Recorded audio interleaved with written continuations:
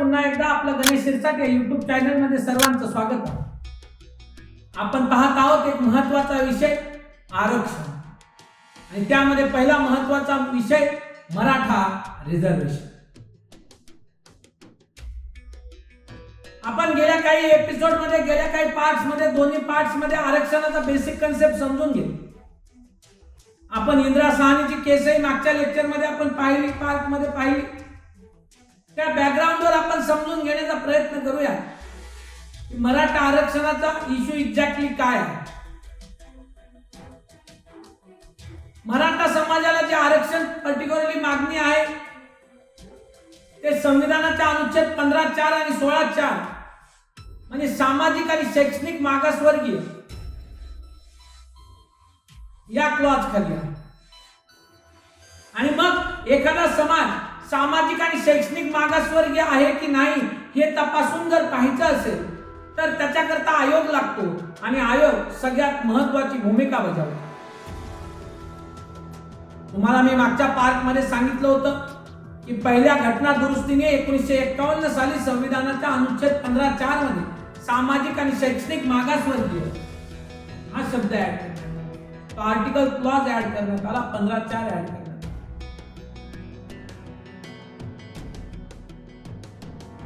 आणि मग पहिला प्रश्न निर्माण झाला की देशामध्ये हे कोण आहेत, सामाजिक आणि शैक्षणिक मागासवर्गीय हे कोण आहेत आणि कसे शोधायचे. कारण member of the schedule caste आणि शेड्यूल ट्राइब्स हे आयडेंटिफाईड करण्याकरता एक राष्ट्रपतीची ऑर्डर होती, शेड्यूल कास्ट आणि schedule tribes president order of 1950. त्याच्यामध्ये त्या शेड्यूल मध्ये सगळ्या कास्ट ज्या हिस्टॉरिकली अनटचेबिलिटीने सफर झाल्या आणि सगळ्या ट्राइब ज्या हिस्टॉरिकली अनटचेबिलिटी आणि बॅकवर्डनेसने सफर झाल्या त्या शेड्यूल मध्ये त्यांची लिस्ट आहे.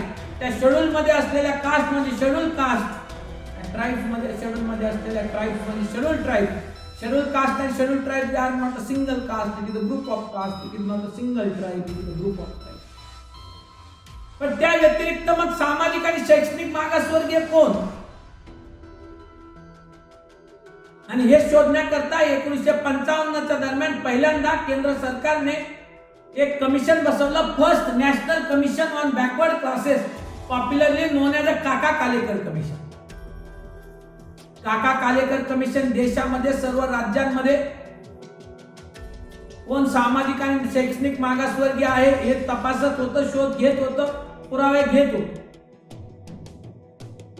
वेगवेगळ्या राज्यातले वेगवेगळे समाज, वेगवेगळ्या कम्युनिटीज आपला क्लेम काका कालेकर कमिशन कडे करत होता. 1954-55 च्या दरम्यान काका कालेकर कमिशन ज्यावेळेस महाराष्ट्रामध्ये आलं, महाराष्ट्रामध्ये मराठा आणि ब्राह्मण समाजाने काका कालेकर कमिशन कडे पहिल्यांदा आपला क्लेम केला, we are social and educationally backward. आणि 1955 साली काका कालेकर कमिशन आपल्या रिपोर्टच्या व्हॉल्यूम 2 मध्ये म्हणतात की महाराष्ट्र मराठा अँड ब्राह्मण community they are dominating class and they are not a socially and educationally backward, they are socially and educationally forward. Maratha समाज सामाजिक आणि शैक्षणिक रित्या फॉरवर्ड आहे, बॅकवर्ड नाही, असं काका कालेकर कमिशन म्हणजे पहिला central first national commission on backward classes rejected the claim of Maratha community. त्याच्यानंतर 1960 ला बॉम्बे प्रांताचं बायफर्गेशन होऊन मराठी भाषिकांचा महाराष्ट्र आणि गुजराती भाषिकांचा गुजरात असे 2 राज्य तयार झाले. आणि केंद्र सरकारने सांगितलं प्रत्येक राज्य सुद्धा सामाजिक आणि शैक्षणिक मागासवर्गीयांची स्वतःची यादी डिक्लेअर करू शकतं. आणि त्याच्यानुसार 1965 च्या दरम्यान महाराष्ट्र शासनाने एक आयोग नेमला, popularly known as B D. Deshmukh commission. आणि बी.डी. देशमुख कमिशन कडे पुन्हा एकदा हाच प्रश्न होता की मराठा समाज सामाजिक आणि शैक्षणिक मागासवर्गीय आहे की नाही हे तपासणं आणि त्याच्याविषयीचा रिपोर्ट सादर शासनाला करणं. बी.डी. देशमुख कमिशन पण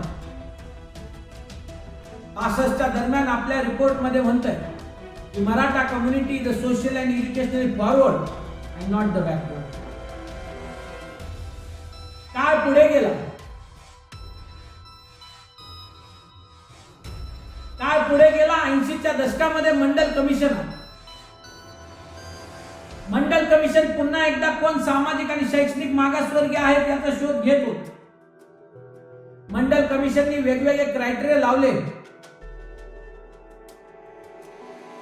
आणि महाराष्ट्रामधनं मंडल कमिशनकडे पुन्हा एकदा मराठा समाजाचा क्लेम रेज करण्यात आला. मराठा समाजाचा आरक्षणाचा विषय त्यांच्या समोर मांडण्यात आला आणि मंडल आयोगाने सुद्धा आपल्या रिपोर्टमध्ये असं म्हटलं की Maharashtra Maratha community is social and educationally forward and not the backward. महाराष्ट्रामध्ये मराठा समाज हा सामाजिक आणि शैक्षणिकरित्या फॉरवर्ड आहे, बॅकवर्ड आहे. Mandal commission rejected the claim of Maratha community. काळ पुढे गेला. मंडल आयोगाच्या रिपोर्ट नंतर व्हीपी सिंग गव्हर्नमेंटने ऍक्सेप्ट केले. 27% आरक्षण सामाजिक आणि शैक्षणिक मागासवर्गीयांना देण्यात आले. ते पुढे इंदिरा साहनीच्या केसमध्ये चॅलेंज झालं. इंदिरा साहनीच्या केसमध्ये ते संविधानिक आहे असं सांगून ते टिकलं. कॉन्स्टिट्युशनल आहे असं सर्वोच्च न्यायालयाने सांगितलं. आणि इंदिरा साहनीच्या केसमध्ये सर्वोच्च न्यायालयाने आणखी एक मुद्दा सांगितला की सामाजिक आणि शैक्षणिक मागासवर्गीय जे आहेत, social and educationally backward classes जे आहेत, यांचा पिरियडिकली रिव्ह्यू घेण्याकरता परमनंट आयोग शासनाने स्थापन करावे. पुन्हा एकदा 95च्या दरम्यान महाराष्ट्र शासनाने खत्री कमिशन अपॉइंट केलं. पुन्हा एकदा 95च्या दरम्यान खत्री आयोगाकडे महाराष्ट्रामधला मराठा समाजाचा प्रश्न देण्यात आला. मराठा समाज सामाजिक आणि शैक्षणिक मागासवर्गीय आहे की नाही हे तपासण्याचं काम देण्यात आलं. त्याचे पुरावे गोळा करण्याचं काम देण्यात आलं. आणि खत्री आयोगाने सुद्धा सांगितलं की Maharashtra Maratha community is socially and educationally forward and not the backward. आणखी काळ पुढे गेला. 2001-2च्या दरम्यान तिसरं नॅशनल कमिशन आलं backward classes. Third national commission on backward classes. पहिलं काका कालेकर कमिशन होतं, दुसरं मंडल कमिशन होतं आणि 2002च्या दरम्यान तिसरं कमिशन आलं, तिसरं आयोग. त्या आयोगाकडे पुन्हा एकदा मराठा समाजाचा महाराष्ट्रातील मुद्दा उपस्थित करण्यात आला आणि त्या आयोगाने आपल्या रिपोर्टमध्ये असं म्हटलं की Maharashtra Maratha community is dominating class in villages and they are socially and educationally forward and not the backward. Maratha समाज हा सामाजिक आणि शैक्षणिकरित्या फॉरवर्ड आहे, बॅकवर्ड नाही असं डिक्लेअर केलं. आणखी काळ पुढे गेला. 2008-9च्या दरम्यान महाराष्ट्र शासनाने बापट आयोग नेमला. पुन्हा एकदा बापट आयोगाकडे हा प्रश्न उपस्थित करण्यात आला. बापट आयोगाने 2008-9च्या आपल्या रिपोर्टमध्ये म्हटलं की Maharashtra Maratha community is social and educationally forward and not the backward. 1950 पासून 2010 पर्यंत 3 नॅशनल कमिशन आणि 3 स्टेट कमिशन, मंडल कमिशन, काका कालेकर कमिशन, मंडल कमिशन आणि थर्ड नॅशनल कमिशन 2002च्या दरम्यान, आणि बीडी देशमुख कमिशन, खत्री कमिशन आणि बापट कमिशन, असे 6 आयोगाने असं सांगितलं 60 वर्षामध्ये की महाराष्ट्रामधील मराठा समाज हा सामाजिक आणि शैक्षणिकरित्या पुढारलेला आहे, फॉरवर्ड आहे, मागासवर्गीय नाही, बॅकवर्ड नाही. काळ पुढे गेला. 2014च्या विधानसभेचे इलेक्शन जवळ आले होते. महाराष्ट्र शासनाने एक कमिटी अपॉइंट करण्यात आली. राणे कमिटी महाराष्ट्र शासनाने स्थापन केली आणि राणे कमिटीने अहवाल दिला की Maharashtra Maratha community is socially and educationally backward. Rane committee आपल्या अहवालामध्ये म्हणते की महाराष्ट्रामध्ये मराठा समाज हा सामाजिक आणि शैक्षणिकरित्या मागासवर्गीय आहे, बॅकवर्ड आहे आणि रिझर्वेशन द्यायला पाहिजे. राणे कमिटीचा रिपोर्ट शासनाने स्वीकारला. 16% रिझर्वेशन मराठा समाजाला आणि 5% रिझर्वेशन मुस्लिम समाजाला डिक्लेअर करण्यात आलं. त्याचा पर्टिक्युलरली ऑर्डिनन्स प्रमोलगेट करण्यात आला, ऑर्डर काढण्यात आली आणि जसं ते आरक्षण दिलं तसं ते हायकोर्टामध्ये चॅलेंज झालं. हायकोर्टाने ते आरक्षण स्टे करून आणि हायकोर्टाने सांगितलं की पर्टिक्युलरली मराठा समाज हा सामाजिक आणि शैक्षणिक मागासवर्गीय आहे. हे कन्क्लुजनला तुम्ही कसे आले, त्याचे पुरावे काय आणि हे तुम्ही कसं ठरवलं. 2014ला विधानसभेमध्ये महाराष्ट्राच्या इलेक्शन मध्ये सत्तांतर झालं. नवीन पक्ष सत्तेमध्ये आला, नवीन राज्यकर्ते आले. इलेक्शन मध्ये राज्यकर्त्यांनी प्रॉमिस केलं होतं की आम्ही मराठा समाजाला आरक्षण देऊयात आणि मग 2014 साली राज्यकर्त्यांनी एक कायदा बनवला, the socially and educationally backward class act. आणि त्या ऍक्ट मध्ये अगोदरचा जो पर्टिक्युलरली महाराष्ट्र गव्हर्नमेंटचा ऑर्डिनन्स किंवा अगोदरची जी ऑर्डर होती त्यातला फक्त मुस्लिम कम्युनिटीचं 5% रिझर्वेशन काढलं आणि मराठा समाजाला 16% रिझर्वेशन दिला आणि तो ऍक्ट पास करून दिला. तो ऍक्ट जसा 2014चा एससीबीसी ऍक्ट पास झाला तसा तो पुन्हा एकदा बॉम्बे हायकोर्टात स्टे झाला. बॉम्बे हायकोर्ट म्हणले याच्यात नवीन काय, मागे जी रिपोर्ट कमिटीचा रिपोर्ट होता त्याच्याच आधारावर तुम्ही म्हणताय नवीन काय आणि हे कन्क्लुजनला तुम्ही कसे आला, याचे पुरावे काय. त्याच्या अगेन्स्ट महाराष्ट्र शासनाने सुप्रीम कोर्टामध्ये अपील केली. सुप्रीम कोर्टाने ती एसएलपी डिसमिस करून लावली आणि बॉम्बे हायकोर्टाला सांगितलं की याची संविधानिक व्हॅलिडिटी पटकन डिसाईड करा, एक्सपेडिशनली डिसाईड करा. पुन्हा एकदा मराठा आरक्षणात दिलेला तो कायदा स्टे करण्यात. 2018ला महाराष्ट्र शासनाने पुन्हा एकदा एक नवीन आयोग अपॉइंट केला, गायकवाड आयोग अपॉइंट केला. 15 नोव्हेंबर 2018च्या दरम्यान गायकवाड आयोगाने आपला रिपोर्ट दिला आणि गायकवाड आयोग असं म्हणतंय in Maharashtra Maratha community is socially and educationally backward. महाराष्ट्रामध्ये Maratha community social and educationally backward आणि आरक्षण दिलं पाहिजे. नोव्हेंबर 2018 मध्ये ते गायकवाड आयोगाने रिपोर्ट दिला आणि महाराष्ट्र शासनाने 2014चा जो एससीबीसीचा ऍक्ट जो होता, 2014चा जो स्टेड होता तो ऍक्ट रिपील करून टाकला आणि 2018चा एक नवीन कायदा बनवला, the socially and educationally backward class 2018 आणि मराठा समाजाला 16% आरक्षण देऊन ते आरक्षण बॉम्बे हायकोर्टामध्ये चॅलेंज झालं. ते आरक्षण बॉम्बे हायकोर्टामध्ये चॅलेंज झालं. बॉम्बे हायकोर्टाने ते आरक्षण संविधानिक आहे, कॉन्स्टिट्युशनल आहे, कॉन्स्टिट्युशनली व्हॅलिड आहे असं सांगितलं आणि त्याच्या विरोधात सुप्रीम कोर्टामध्ये अपील फाईल करण्यात आली, पिटिशन फाईल करण्यात आली आणि ती केस म्हणजे doctor Jayashree Patil versus chief minister of Maharashtra, state of Maharashtra and others. आणि या केसमध्ये सुप्रीम कोर्टाचे 5 जजेस कॉन्स्टिट्युशनल बेंच बसवणार आणि 5 जजेस कॉन्स्टिट्युशनल बेंच बसली आणि 5 जजेस कॉन्स्टिट्युशनल बेंचने काही प्रश्न उपस्थित केले. 5 जजेस कॉन्स्टिट्युशनल बेंचचा पहिला प्रश्न असा होता की महाराष्ट्रामध्ये मराठा समाज हा सामाजिक आणि शैक्षणिक मागासवर्गीय आहे. हे गायकवाड आयोगाचा रिपोर्ट जे सांगतंय त्या रिपोर्ट मधला डेटा पाहणं गरजेचं आहे. त्या रिपोर्ट मध्ये काय आहे ते तपासून पाहणं गरजेचं. आणि सुप्रीम कोर्टाने आपल्या 550-600 पानाच्या जजमेंट मध्ये आयोगाच्या रिपोर्ट मधले काही पर्टिक्युलरली डेटा त्याच्यामध्ये घेतला आणि जो डेटा सुप्रीम कोर्टासमोर आला तर त्या डेटामध्ये असं होतं की महाराष्ट्रामध्ये जर महाराष्ट्राची राजकीय परिस्थिती पाहिली तर महाराष्ट्रामध्ये आतापर्यंत होऊन गेलेल्या 19 मुख्यमंत्र्यांपैकी 13 मुख्यमंत्री मराठा समाजाचे होते. महाराष्ट्रामध्ये असलेल्या 35 सहकारी बँकेपैकी, सेंट्रल पर्टिक्युलर बँकेपैकी जवळपास 25 ते 30 सहकारी बँकेचे कोऑपरेटिव्ह बँकचे अध्यक्ष हे मराठा समाजाचे.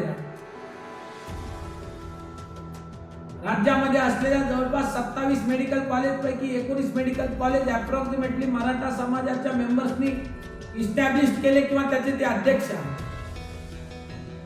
राज्यामध्ये सुरू असलेल्या 161 साखर कारखान्यांपैकी 86 पेक्षा जास्त साखर कारखान्याचे चेअरमन मराठा समाजाचे.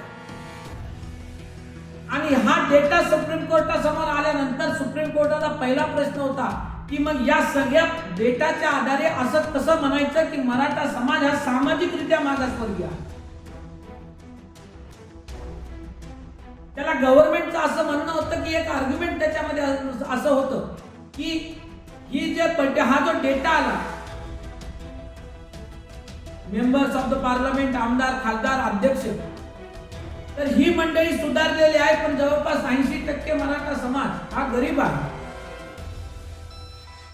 सुप्रीम कोर्ट म्हटलं मग ते इकॉनॉमिक बॅकवर्डनेस झाला, सोशल बॅकवर्डनेस कसा?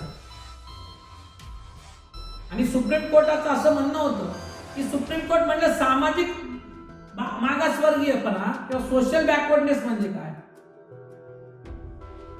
तर सुप्रीम कोर्ट म्हटलं की जर एखाद्या समाजाचा एखादी व्यक्ती, एखादी मंडळी जर त्या उच्च पदावर बसलेली असेल तर त्या समाजाच्या बाकीच्या मेंबर्स मध्ये एका प्रकारे एक सुपेरियरिटीची फिलिंग असते. आणि ती सुपेरियरिटीची फिलिंग म्हणजे सोशल फॉरवर्डनेस, त्याला बॅकवर्डनेस म्हणता येणार. त्याच्यानंतर सुप्रीम कोर्टामध्ये महाराष्ट्रामध्ये जे class 1 officer, class 2, class 3, class 4 officer आहेत याचा डेटा गायकवाड आयोगाने दिला होता. IAS, IPS, IFS अधिकारी जे आहेत त्याचा डेटा दिला होता. त्यातले मराठा समाजाचे अधिकारी किती आहेत याचा डेटा दिला होता. आणि सुप्रीम कोर्टाने आपल्या जजमेंट मध्ये असं एक वाक्य वापरलंय की महाराष्ट्र शासनाच्या आयोगाने जो डेटा दिला हा डेटा क्लिअरली शोज और indicates that the data given by the commission clearly shows that Maratha community is a socially and educationally forward and not the backward. आणि सर्वोच्च न्यायालय म्हणतंय आयोगाने जो डेटा दिला हा डेटा क्लिअरली शोज दॅट, हा डेटाच दाखवतो, तुम्ही दिलेल्या आयोगाचा डेटाच दाखवतो की मराठा समाज हा सामाजिक आणि शैक्षणिकरित्या सुधारलेला फॉरवर्ड आहे, बॅकवर्ड नाही.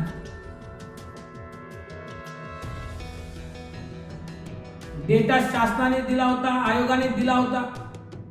फक्त आयोगाचं म्हणणं होतं या डेटानुसार मराठा समाज हा सामाजिक आणि शैक्षणिकरित्या मागासवर्गीय आहे.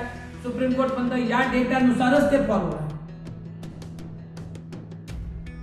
हा एक महत्वाचा मुद्दा तिथे होता.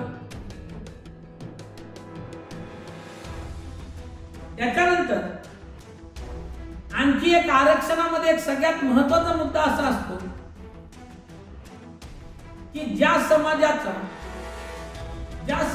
आरक्षणाचा मुद्दा आहे त्याकरता जर एखादा आयोग स्थापन केला तर सुप्रीम कोर्टाचे कितीतरी न्यायनिवाडे असे सांगतात, प्रिन्सिपल ऑफ नॅचरल जस्टिस, की त्या आयोगामध्ये ज्या समाजाचा आरक्षणाचा मुद्दा आहे त्या समाजाची मंडळी आयोगामध्ये मेंबर्स म्हणून कमी प्रमाणात असले पाहिजे. मेजॉरिटी ऑफ द मेंबर्स त्या समाजाचा. म्हणजे महाराष्ट्र शासन जे आयोग अपॉइंट करतं, मराठा रिझर्वेशन करता जो आयोग अपॉइंट होईल त्या आयोगामध्ये मराठा समाजाचे कमीत कमी मेंबर्स असले पाहिजे, तर ते नैसर्गिक न्याय तत्वाच्या तत्वावर टिकेल. नाहीतर फक्त प्रिन्सिपल ऑफ नॅचरल जस्टिसच्या ग्राउंडवर पण कोर्टच्या आयोगाच्या रिपोर्टवर विश्वास ठेवत.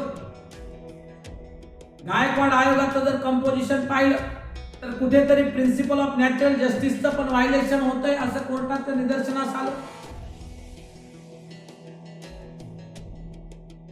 त्याच्यानंतर महाराष्ट्रामध्ये मराठा समाजाची पॉप्युलेशन अप्रॉक्सिमेटली 33% आहे. अप्रॉक्सिमेटली महाराष्ट्राची पॉप्युलेशन अप्रॉक्सिमेटली 12 कोटी आहे. जर पाहिलं तर अप्रॉक्सिमेटली 3 ते 4 कोटी मराठा समाजाची लोकसंख्या. आणि मग त्या बेसिसवर जर मराठा समाजाचं सामाजिक आणि शैक्षणिक मागासवर्गीय आहेत की नाही याचा जर शोध घ्यायचा असेल, सर्वे करायचा असेल, तर जास्तीत जास्त लोकांचा सर्वे करणं गरजेचं आहे. आणि महाराष्ट्र शासनाने जो गायकवाड आयोग नेमला, त्या गायकवाड आयोगाने किती लोकांचा सर्वे केला तर 49,000. त्यातल्या शहरी भागांमधल्या फक्त आणि फक्त 948 लोकांचा. जर अप्रॉक्सिमेटली 3 ते 4 कोटी पॉप्युलेशन असलेल्या समाजातला सर्वे करत असताना जर फक्त 49,000 मंडळींचा तुम्ही सर्वे करत आहात, तर हे 1% पेक्षा कमी आहे. 1% पेक्षाही कमी आहे. तर न्यायालयाने त्या आयोगाच्या रिपोर्टवर विश्वास ठेवायचा कसा आणि ते ऍक्सेप्ट करायचं कसं न्यायालयाने, हा एक प्रश्न आहे. राज्यकर्त्यांनी हेही समजून घेतलं पाहिजे. तिथेही एक महत्त्वाचा प्रश्न उपस्थित झाला. त्यानंतर आणखी एक महत्त्वाचा प्रश्न होता की इंदिरा साहनीच्या केसनुसार 50% जास्त रिझर्वेशन द्यायचं असेल तर ट्विन टेस्ट सॅटिस्फाईड झाली पाहिजे. आणि ती ट्विन टेस्ट म्हणजे if people are living in far flung remote areas due to which they are outside of mainstream of national life. जर एखादा समाज अतिशय दुर्गम भागात राहत आहे, ज्याच्यामुळे त्या समाजाच्या देशाच्या मुख्य प्रवाहाच्या बाहेर आहे, त्या समाजाला देशाच्या मुख्य प्रवाहामध्ये आणण्याकरता आरक्षण देण्याची गरज भासल्यास 50% एक्सीड करूनही देता येईल. ही इंदिरा साहनीची जी टेस्ट आहे ती कुठेही महाराष्ट्र शासनाच्या रिपोर्टमध्ये, आयोगाच्या रिपोर्टमध्ये दिसत. आता आयोगाचा रिपोर्ट आपल्याला तेवढाच माहित आहे जेवढा सुप्रीम कोर्टाच्या जजमेंटमध्ये आला. तो पब्लिक डोमेन मध्ये अवेलेबल आहे असं मला वाटत नाही.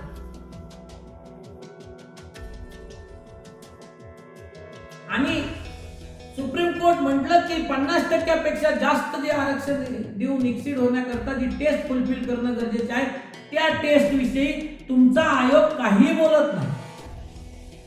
50% पेक्षा आरक्षण एक्सीड करण्याची गरज कशी आहे महाराष्ट्रामध्ये, या इंदिरा साहनीच्या टेस्ट विषयी आयोग काही बोलत नाही. सर्वोच्च न्यायालयाने पुन्हा एकदा कसा मग पर्टिक्युलरली तो रिपोर्ट ऍक्सेप्ट करायचा. पुन्हा एकदा सर्वोच्च न्यायालयाने एक प्रश्न विचारला. 1950 ते 2010 या 60 वर्षामध्ये 6 आयोगाला असं वाटलं की महाराष्ट्रामध्ये मराठा समाज सोशल अँड एज्युकेशनली फॉरवर्ड आहे. तर 2010 ते 2018 या 8 वर्षामध्ये महाराष्ट्रात असं काय घडलं की गायकवाड आयोगांना असं वाटलं की मराठा समाज हा सोशल अँड एज्युकेशनली बॅकवर्ड आहे. 8 वर्षामध्ये महाराष्ट्रामध्ये असे काय चेंजेस घडले आणि गेल्या 7 वर्षाचा डेटा किंवा आयोगाचे रिपोर्ट कसे चुकीचे आहेत आणि 8 वर्षामध्ये काय काय बदल आणि कसे बदल घडले ज्याच्यामुळे समाज बॅकवर्ड झाला, याच्याविषयी आयोगाच्या रिपोर्टमध्ये काही म्हटलं नाही. सुप्रीम कोर्ट म्हटलं तेही तुम्ही आयोगाने तपासायला पाहिजे होतं. आयोगाने तेही तपासलेलं दिसत. गेल्या 60 वर्षाचा डेटा तरी आयोगाने खोडून काढणं गरजेचं आहे. 8 वर्षामध्ये कशी परिस्थिती बदलली हेही आयोगाने आपल्या रिपोर्टमध्ये समजून सांगणं गरजेचं होतं. ते सुप्रीम कोर्टचं जजमेंट वाचून तरी पर्टिक्युलर असं दिसतं की आयोगाने आपल्या रिपोर्टमध्ये हे काही घेतलं नाही. त्यामुळे सुप्रीम कोर्ट म्हटलं एक तर आयोगाचा रिपोर्ट पर्टिक्युलरली जो आहे त्या रिपोर्ट जर ऍक्सेप्ट केला तर असं दिसतंय की मराठा समाज हा सोशल अँड एज्युकेशनली फॉरवर्ड आहे. प्लस आयोगाचा रिपोर्टचं कंपोजिशन फॉल्टी आहे. Principle of natural justice follow झाले पाहिजे होते. सॅम्पल सर्वे योग्य प्रकारे केला गेला नाही आणि 50% पेक्षा जास्त आरक्षण देण्याकरता जी ट्विन टेस्ट फॉलो होणं गरजेचे आहे ती ट्विन टेस्ट फॉलो केली गेली नाही. म्हणून महाराष्ट्रामध्ये 50% पेक्षा जास्त आरक्षण देण्याची परिस्थिती नाही आणि हे 52% पेक्षा पुढे गेलेलं आहे. आणि म्हणून पहिल्यांदा त्या कारणास्तव जयश्री पाटीलच्या केसमध्ये मराठा रिझर्वेशन रद्द करण्यात. आणि जो दुसरा एक महत्त्वाचा मुद्दा होता तो म्हणजे नोव्हेंबर 2018 मध्ये तो SCBC ऍक्ट आला. पण त्याच्या अगोदर 15 ऑगस्ट 2018 संसदेने 102वी घटना दुरुस्ती केली आणि ह्या 102व्या घटना दुरुस्तीनुसार आता देशामध्ये सामाजिक आणि शैक्षणिक मागासवर्गीय म्हणून जर एखाद्या समाजाला घोषित करायचं असेल तर तो अधिकार फक्त संसदेकडे राहील अशी घटना दुरुस्ती केली. आणि सर्वोच्च न्यायालयामध्ये जयश्री पाटीलच्या केसमध्ये सर्वोच्च न्यायालय असं म्हणतं की 15 ऑगस्ट 2018 नंतर 102व्या घटना दुरुस्तीनुसार राज्य शासनाला मराठा समाजाला सामाजिक आणि शैक्षणिक मागासवर्गीय डिक्लेअर करण्याचा पावरच नव्हता. तो पावर संसदेला होता, कारण घटना दुरुस्ती 15 ऑगस्ट 2018 ची. त्याच्यानुसार अधिकार संसदेला होता आणि तुम्ही नोव्हेंबर 2018 मध्ये हे डिक्लेअर केलंय. म्हणजे तुम्हाला तो अधिकारही नसताना तुम्ही ते डिक्लेअर केलंय, म्हणूनही दुसऱ्या कारणास्तव ते आरक्षण रद्द. म्हणजे मराठा आरक्षण 2 कारणास्तव रद्द झालं. एक तर 50% सिलिंग लिमिट एक्सीड होण्यासारखी परिस्थिती महाराष्ट्रामध्ये नाही, आणि 102व्या घटना दुरुस्तीनुसार एखाद्या समाजाला सामाजिक आणि शैक्षणिक मागासवर्गीय डिक्लेअर करण्याचा अधिकार संसदेला होता, राज्य सरकारला नव्हता, तरी राज्य सरकारने ते डिक्लेअर केले, म्हणून ते रद्द. 2 कारण. त्याच्यानंतर संसदेने 105वी घटना दुरुस्ती केली. 2021 मध्ये 105th कॉन्स्टिट्यूशनल अमेंडमेंट आली आणि 105व्या घटना दुरुस्तीनुसार संसदेने पुन्हा एकदा राज्याचे अधिकार रिस्टोर्ड केले आणि संसदेने घटना दुरुस्ती करून सांगितलं की राज्य शासन सुद्धा आपली सेपरेट सामाजिक आणि शैक्षणिक मागासवर्गीयांची यादी लिस्ट मेंटेन करू शकतो. म्हणजे ते एका प्रश्नाचं उत्तर मिळालं.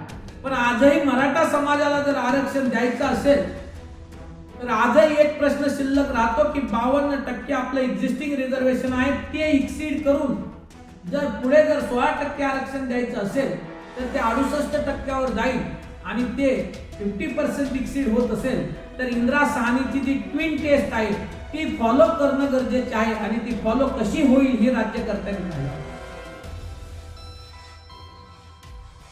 संसदेने घटना दुरुस्ती करून 50% आरक्षण एक्सीड केलं. ईडब्ल्यूएस आपल्याकडे आलं आणि ईडब्ल्यूएस 10% आहे. एक्झिस्टिंग रिझर्वेशन केंद्राचं 49% आहे आणि ईडब्ल्यूएस 10% म्हणजे 59% आरक्षण आहे. पण 50%चं सिलिंग लिमिट घटना दुरुस्ती करून एक्सीड करता येईल. घटना दुरुस्ती करून सामान्य कायदा बनवून ते एक्सीड होणार नाही. सामान्य कायदा बनवला, ऑर्डिनरी लॉ बनवला, आणि जर ते एक्सीड केलं तर इंदिरा साहनीची केस फॉलो व्हायलाच पाहिजे. मग मराठा समाजाला जर आरक्षण द्यायचं असेल तर राज्यकर्त्याने काही मुद्दे विचारात घेणं गरजेचं आहे. राज्यकर्त्याने सगळ्यात पहिल्यांदा तर पुन्हा एकदा एक व्यवस्थित आयोग स्थापन करणं गरजेचं आहे. ते आयोग स्थापन करताना आयोगामध्ये मराठा समाजाचे मेंबर्स कमीत कमी असतील, मेजॉरिटी ऑफ मेंबर्स दुसऱ्या समाजाचे असतील हे पाहणं गरजेचं आहे.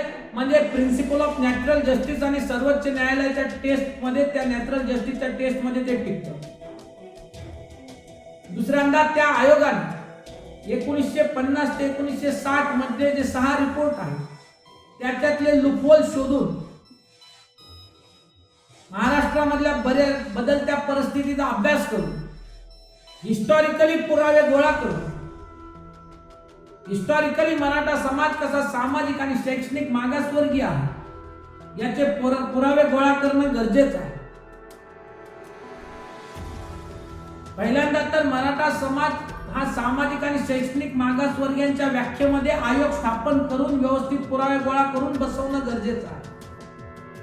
आणि त्याच्यानंतर 50% जर जास्त एक्सीड होऊन रिझर्वेशन द्यायचं असेल तर एकतर घटना दुरुस्ती करावी लागेल, नाहीतर इंदिरा साहनीच्या टेस्टनुसार ती जी ट्विन टेस्ट आहे ती ट्विन टेस्ट फॉलो करावी लागेल. सामाजिक आणि शैक्षणिक मागासवर्गीय किंवा ओबीसीच्या लिस्टमध्ये करंटली अप्रॉक्सिमेटली 350 कास्ट आहे आणि महाराष्ट्रामध्ये ओबीसीला रिझर्वेशन 19% आहे. महाराष्ट्रामध्ये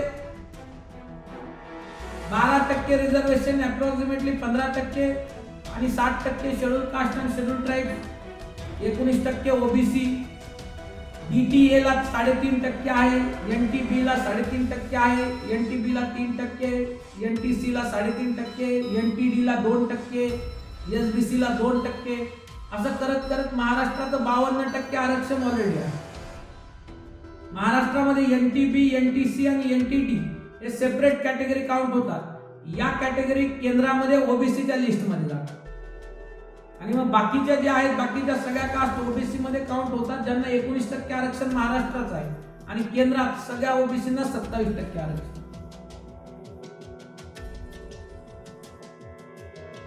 आता समजा एक्झिस्टिंग 50% मध्ये जर मराठा समाजाला आरक्षण द्यायचं असेल, आहे त्या 50% मध्ये ओबीसी मध्ये ऍड करून, तरी सुद्धा एक गोष्ट पुन्हा महत्वाची आहे की त्याच्याकरताही आयोग लागेल. आयोगाचं कंपोजिशन पाहणं गरजेचं आहे आणि हिस्टॉरिकली पुरावे गोळा करणं गरजेचं आहे आणि मग पर्टिक्युलरली आहे त्या एक्झिस्टिंग कोट्यामध्ये ते द्यायला. आरक्षण हा भावनिक इश्यू आहे. आरक्षण म्हटलं की थोडं वाद होण्याचे चान्सेस असतात, भावनिक इश्यू असतो. बऱ्याच वेळेला मग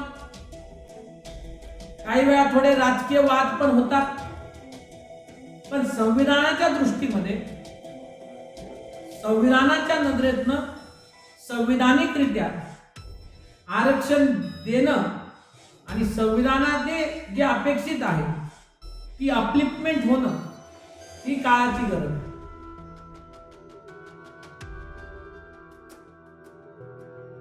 आणखी बरेचसे प्रश्न त्याच्यामध्ये आहेत. बऱ्याच वेळेला असं म्हटलं जातं की मराठा समाजाच्या आणखी एक महत्वाची मागणी अशी आहे आरक्षणाची की मराठा समाजाच्या नागरिकांना व्यक्तींना कुणबी प्रमाणपत्र देण्यात यावे, सरसकट कुणबी प्रमाणपत्र देण्यात यावे. त्याच्यामध्ये संविधानिकरित्या आणि सर्वोच्च न्यायालयामध्ये पुन्हाही ते चॅलेंज होईल. कारण शासनाने एक सरळ असा मुद्दा असतो, संविधानामध्ये सुप्रीम कोर्टाचे सर्वोच्च न्यायालयाचे काही निवाडे आहेत, त्याच्यामध्ये असं म्हटलं गेलं की जे गोष्ट तुम्ही प्रत्यक्षरित्या करू शकत नाही ती गोष्ट तुम्ही अप्रत्यक्षरित्याही करू शकत नाही. What you cannot do directly you cannot also do indirectly. आणि मग मराठा समाज जर प्रत्यक्षरित्या आयोग स्थापन करून सामाजिक आणि शैक्षणिक मागासवर्गीयांच्या व्याख्येत बसत नसेल तर अप्रत्यक्षरित्या सरसकट कुणबी प्रमाणपत्र देऊन जर ते बसवण्याचा प्रयत्न केला तर ते सुद्धा कोर्टात जाऊन रद्दच होईल, तेही टिकेल असं मला वाटतं. म्हणून आयोग आणि हिस्टॉरिकली पुरावे गोळा करणे हा त्यातला एक सर्वोत्तम मार्ग आहे. सगळ्यात सर्वोत्तम आणि सगळ्यात बेस्ट पर्याय म्हणजे संसदेनेच घटना दुरुस्ती करून ते द्यावं. संसदेला घटना दुरुस्ती करून जर देता येत नसेल तर महाराष्ट्र शासनाने आयोग स्थापन करून इंदिरा साहनीची 50% पेक्षा जास्तची टेस्ट कशी पूर्ण होईल हे पाहून द्यावं, म्हणजे ते न्यायालयात टिकेल.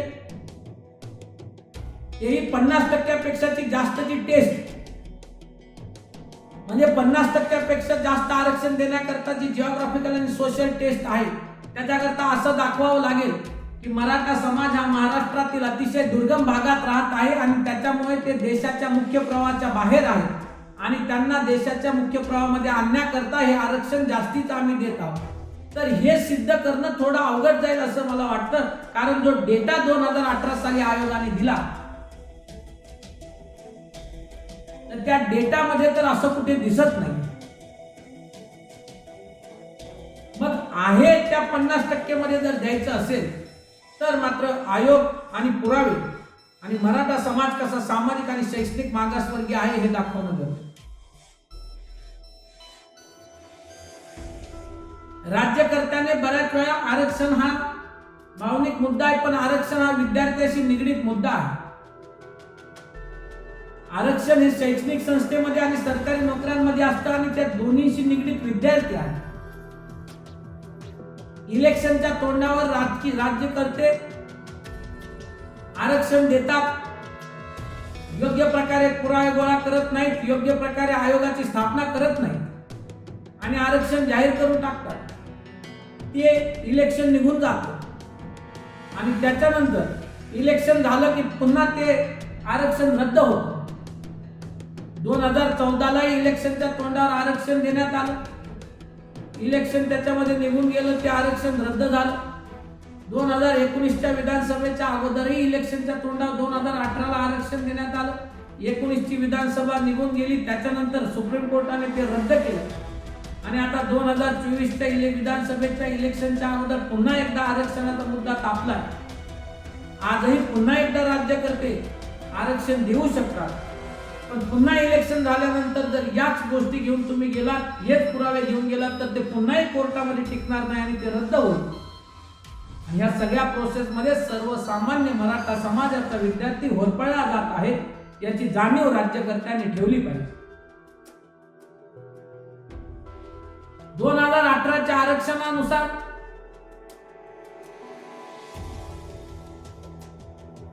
मराठा समाजाला 2018च्या कायद्यानुसार आरक्षण देण्यात आलं। त्यावेळेस 2019ची आपली JMFCची जजेसच्या परीक्षेची ऍड आली होती आणि आपल्या JMFC मध्ये रिझर्वेशन म्हणजे काय, फक्त एज रिलॅक्सेशन असतं, बाकी सगळं मेरिट ओपन मेरिट लागतं। ज्युडिशरी मध्ये महाराष्ट्र ज्युडिशरी ही सगळ्यात बेस्ट सिस्टीम फॉलो करते। फक्त social and educational backward classes, schedule caste आणि शेड्यूल ट्राईब्स यांना 5-5 वर्ष एज रिलॅक्सेशन, फ्रेशर म्हणून द्यायचं असेल तर 25 वर्ष, ओपन लाईफ कॅटेगरीला 30 वर्ष आणि प्रॅक्टिशनर म्हणून द्यायचं असेल तर 35 आणि कॅटेगरीला 40 वर्ष। तर त्या 2019च्या परीक्षेमध्ये काही मराठा समाजाचे क्लासचे विद्यार्थी ज्यांचं वय 26 झालं होतं, जे फ्रेशर म्हणून बसत नव्हते, तर त्यांनी एजचं बेनिफिट घेऊन फॉर्म भरला। दोन विद्यार्थिनी ज्यांचं 26 एज होतं त्यांनी एजचं बेनिफिट देऊन फॉर्म भरला। एका विद्यार्थ्यांनी ज्याचं वय 35 झालं होतं त्यांनी प्रॅक्टिशनरचा एजचं बेनिफिट घेऊन फॉर्म भरला आणि ते विद्यार्थी 2019च्या परीक्षेमध्ये सिलेक्ट झाले। त्यातली एक विद्यार्थिनी महाराष्ट्रामध्ये पहिली आली होती आणि रिझल्ट आला आणि त्यानंतर काही काळ कोरोनाचं लॉकडाऊन लागलं आणि मीन व्हाईल सुप्रीम कोर्टाचा नोव्हेंबरमध्ये निकाल आला, ऑर्डर आली सुप्रीम कोर्टाची की नवीन अपॉइंटमेंट देऊ नका, मराठा रिझर्वेशन खाली नवीन अपॉइंटमेंट देऊ नका, अशी एक ऑर्डर सप्टेंबरमध्ये सुप्रीम कोर्टाची आली आणि त्याच्यानंतर मराठा रिझर्वेशन स्ट्रक डाऊन झालं आणि नवीन अपॉइंटमेंट देताच येणार नाही असं जाहीर करण्यात आलं। सर्वोच्च न्यायालयाने आपल्या निकालामध्ये दिलं। महाराष्ट्र शासनाने ती मराठा समाजाचे विद्यार्थी EWS मधनं कन्वर्ट करून घेतले, पण JMFC ला ज्युडिशरीला EWS लागू नाही। तर ते 4 विद्यार्थी, त्यापैकी 3 विद्यार्थी क्लासचे होते, यांची नेमणूक ते जज म्हणून सिलेक्ट झालेले, त्यांची नेमणूक रद्द करण्यात आली। एक तर महाराष्ट्रात पहिली होती, दुसरी महाराष्ट्रात 7वी 8वी होती। मग त्या विद्यार्थ्यांवर काय तो काळ त्यांचा कसा गेला, ते कसे पर्टिक्युलर डिप्रेशन मध्ये गेले जवळून पाहिलेलं। त्यामुळे याच्यामध्ये नुकसान सर्वसामान्य मराठा समाजाच्या विद्यार्थ्याचं होतं।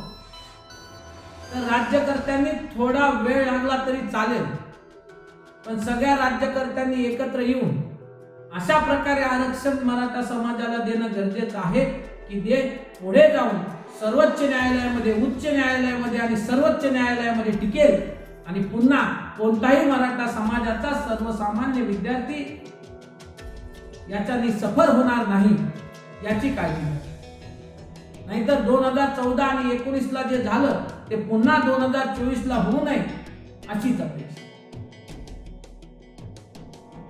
हा एक महत्वाचा मुद्दा आहे, थोडा भावनिक आहे, थोडा सामाजिक आहे, पण तो संविधानाच्या नजरेतनं आपण पाहिला पाहिजे आणि समजून घेतला पाहिजे। आणि तो जर संविधानाच्या नजरेतनं आपण समजून घेतला तर याच्यावर आपल्याला उपाय सापडू शकतो, हे तितकंच करा। हा एक महत्वाचा इश्यू आहे। अपेक्षा आहे की तुम्हाला एक्झॅक्टली इश्यू काय आहे आणि सर्वोच्च न्यायालयामध्ये काय घडलं, सर्वोच्च न्यायालय आपल्या निकालामध्ये काय म्हणतंय हे थोडक्यात सांगण्याचा प्रयत्न केला। ते जजमेंट 600 पानाचा इतिहास थोडक्यात सांगण्याचा प्रयत्न केला। इश्यू तसा पाहिला तर मोठा, आरक्षणाचा हा इश्यूच मोठा आहे, संविधानाच्या नजरेतनं समजून घेण्याचा प्रयत्न करत आहे। जसा महाराष्ट्रामध्ये मराठा समाजाचा आरक्षणाचा प्रश्न, तसा महाराष्ट्रामध्ये धनगर समाजाचा आरक्षणाचा प्रश्न आहे, तसा महाराष्ट्रामध्ये ओबीसीच्या राजकीय आरक्षणाचा प्रश्न आहे, तसा महाराष्ट्रामध्ये शेड्यूल कास्ट आणि शेड्यूल ट्राईबच्या रिझर्वेशन इन प्रमोशनचा प्रश्न आहे. हे सगळे प्रश्न, त्याची संविधानिक कॉन्स्टिट्युशनल व्हॅलिडिटी, त्याची हिस्ट्री, असलेले प्रॉब्लेम्स, एक्झॅक्टली प्रॉब्लेम काय आहे आणि संविधानिकरित्या काय करणं गरजेचं आहे हे समजून घेण्याचा प्रयत्न आपण या सिरीज मधनं करत आहोत. आणि त्यापैकी ही पहिला पार्ट होता तो म्हणजे मराठा रिझर्वेशन. तुम्हाला नक्कीच हा हिस्टॉरिकल बॅकग्राऊंड किंवा हा पर्टिक्युलरली फायदेशीर ठरेल. मराठा आरक्षणाचा प्रश्न समजण्याकरता आपण जे पर्टिक्युलरली आजच्या पार्ट मध्ये डिस्कस केलं ते समजून घेण्याकरता तुम्हाला हे उपयोगी ठरेल, फायदेशीर ठरेल अशी अपेक्षा मी बाळगतो. आणि पुन्हा आपण नवीन पार्ट मध्ये, नवीन एपिसोड मध्ये नवीन महत्वाचा आरक्षणाचा मुद्दा घेऊन चर्चेला येऊया. पण आपण आजच्या लेक्चर मध्ये आपण थांबूया, आजच्या पार्ट मध्ये आपण थांबूया. राहिलेला पार्ट पर्टिक्युलरली आपण नेक्स्ट पार्ट मध्ये डिस्कस करूया. आपण पाहत आहोत एक महत्वाचा संविधानिक इश्यू, एक महत्वाचा संविधानिक प्रश्न, आरक्षण, रिझर्वेशन. आज आपण थांबूया, पुन्हा भेटूया नवीन आरक्षणाच्या प्रश्नासह, नवीन समाजाच्या नवीन आरक्षणाच्या. आज आपण थांबूया. धन्यवाद. थँक्यू.